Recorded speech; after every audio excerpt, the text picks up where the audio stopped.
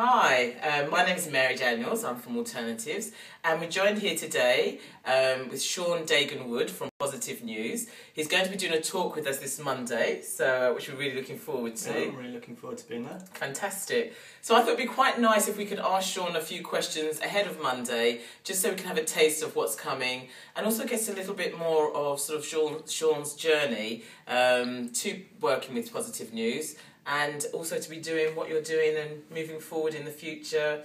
Lots of things. So I think just to kick-start, could you tell us how you came to work with Positive News? Yeah, I first saw the paper a number of years ago, and it really caught my interest. And I actually moved to Shropshire about 5 years ago, which is where our main office is based. And I met the founder of Positive News, a woman called Shauna Crockett-Burrows, who is a very visionary woman who established the paper 20 years ago now.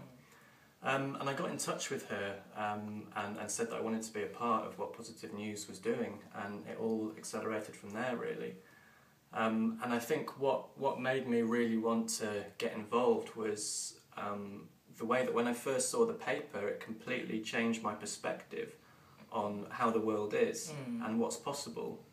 And crucially, I saw that there were people all around the world who were doing things to make an amazing difference to other people's lives, and that was a whole different way of thinking and looking at the world that wasn't really being reflected in most newspapers. And I found this really inspiring, and I thought, I really want to be part of that. I want to help spread that inspiration, and I wanted to use my writing and editing skills in order to contribute to getting more of that kind of news out there, because I really wanted to see more people inspired in the way that I felt I was being inspired by it. Fantastic, thank you. And I think a lot of people say that Positive News is, there's so much of it, it's not fashionable, people don't necessarily want to listen to Positive News. If they did, the media would be delivering different things to us. What's your take on that? Yeah, well, I think that's really not the case.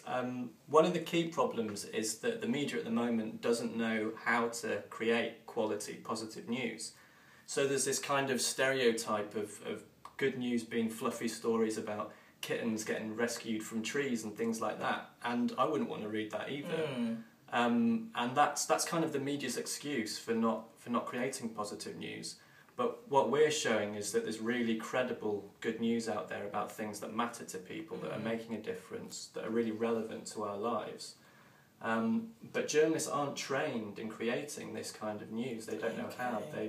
They're taught to write negative headlines, they're taught to be highly critical, whereas we're trying to shift that so that people can start looking at solutions to the problems that are normally reported on.